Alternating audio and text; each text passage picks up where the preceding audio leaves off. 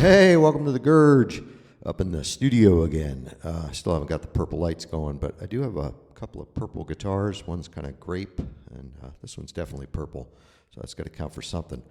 In this video, sorry about that. So in this video, what we're going to cover is how to hook up a MIDI keyboard and / drum pads into Loopy Pro and make it work. This is very basic. Some of you probably know this already, but as having completely ignored iOS and iPads for several years and just getting into it, this is one of those things that I needed to learn, and I was able to figure it out. Watched a few videos where people kind of just brushed over that it happened. I'm going to go into detail about that. I'm going to do a number of videos about some things that are what more advanced users might consider pretty basic, but I think it's good to do beginner stuff because it's easy once you get into something and more advanced to forget how much you struggled at the beginning. So I understand that. I do,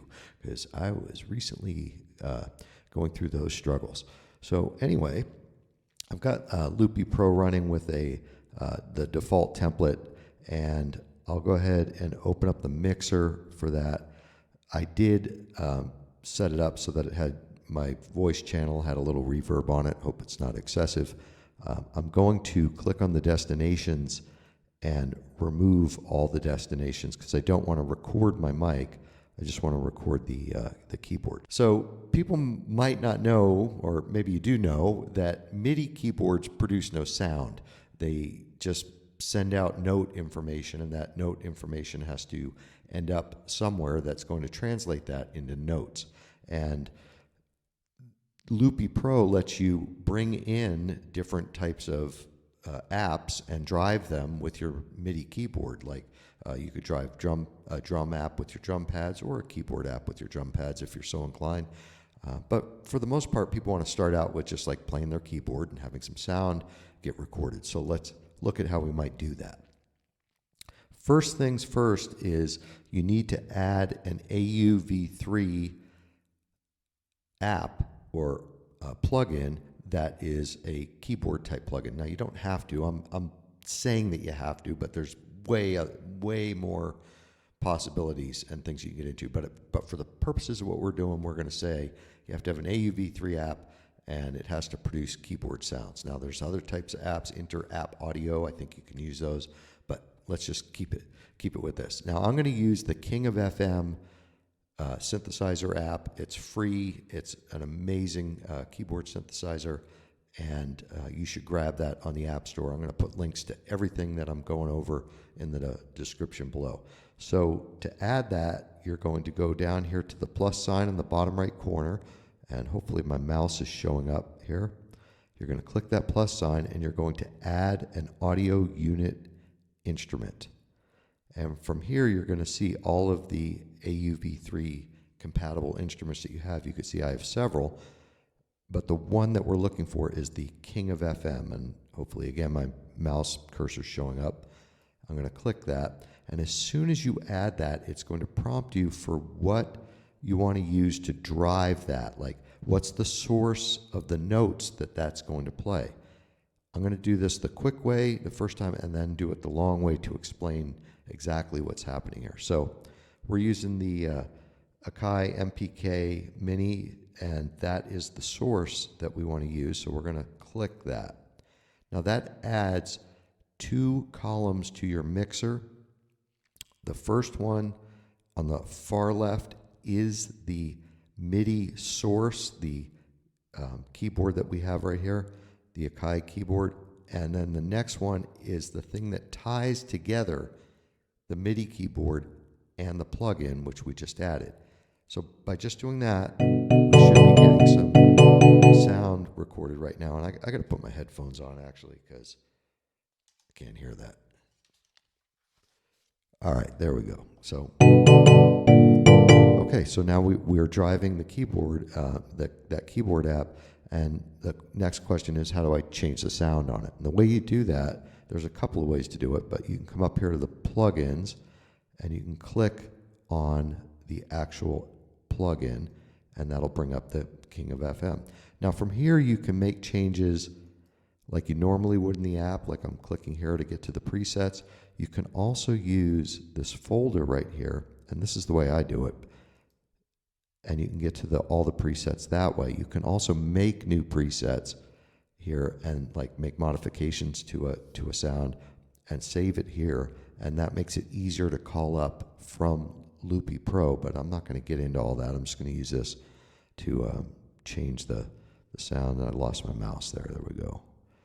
I'll just change that to an organ sound. So I just changed the preset using this preset selection folder right here, and that lets me control it easier in Loopy Pro. Again, I'll get into that at a later time. So I'm going to close this. Let's talk more about what's going on in Loopy Pro. Now you can see here under destinations, I've got all the colors selected. So all of the audio coming out of this AUV3 is going to be able to be captured in all of these clips. Like I can put that in any of these clips. If I want to change that, I can click here on destinations, and I'll just hit none, so it goes to none of them, and then I'll just hit orange so that only orange can capture that audio. And you'll notice that my mic has no destinations. I don't want to capture my mic's audio. So that was the quick way to add things. I'll go, actually, let me go ahead and record something here so that you can see how that works. So I'll just record something into the orange loop. And before I do that, I want to make a settings change because I'm not going to be able to juggle all these buttons here. I'm going to go to the clip settings, and you don't have to do this. I'm actually getting away from doing this with my live looping. I'm going to go to recording settings, record settings, and way down here at the bottom is the auto loop detection. Now this is great if you need it, but again, I'm using a foot switch for recording. I've got a whole other template thing going. But when I just started out, I love this thing. So I'm going to turn that on, auto loop detection. Now the nice thing about that is when you stop playing, you can take a second to stop the loop recording. It's going to figure out where the end of that is. So let's just do that.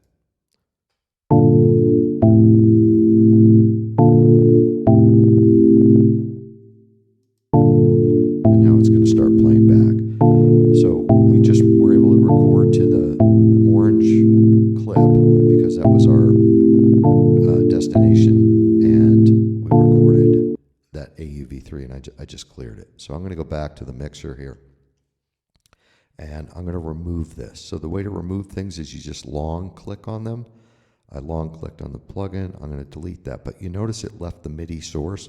I'm going to delete that as well, just so that we could see the long way about going about things.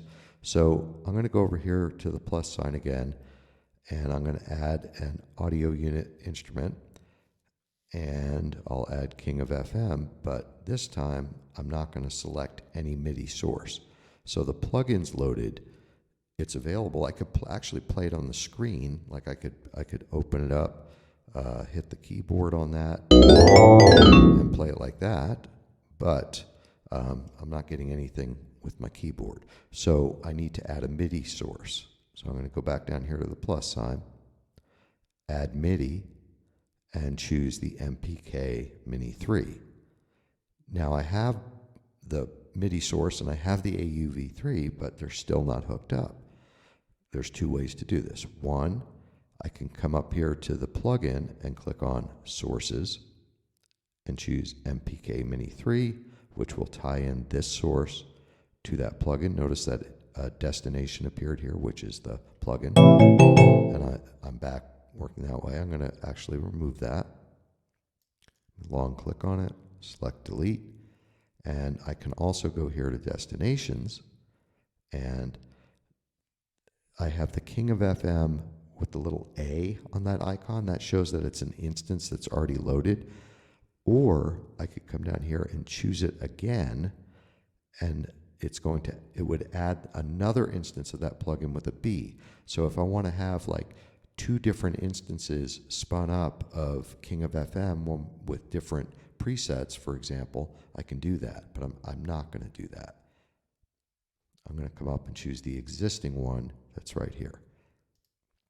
And you'll see just like before, they're tied together. And the output of the AUV3, the King of FM plugin, is going to all of the colors of these clips. And that's because I had unloaded it and loaded it again. Also note, when I click on this, that the preset was reset, like what it was playing. I could choose a different one here. It's hard to see the mouse on this gray background.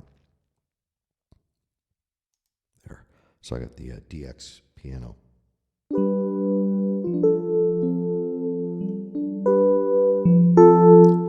All right. So with that said, let me close this, and I could do another recording. Now, because I made that change in the settings, that's going to stay throughout the app until I change that. So I'll make use of that. I'll just record a little something in the orange clip.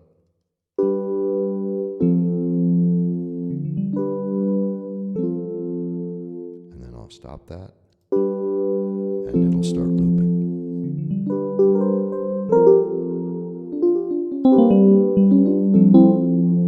So anyway, I keep saying so, sorry about that. Stop that. Let's see, let's clear it. All right, so that covers adding a MIDI keyboard and an AUV3 to make the output. You need both of those. You need the AUV3. You could make audio output with the AUV3 without a keyboard, but I mean, what fun is that, right? The other thing is, let's say you wanted to add a drum machine, you would hook it up and have that drum machine driven by these pads. Again, I'm not going to cover that this video. I'll do that in a later video. And anyway, I hope that was useful for you. Please like the video and subscribe to the Gurge. I got a lot more content planned, and plan to get more into this Loopy Pro stuff as I learn more myself.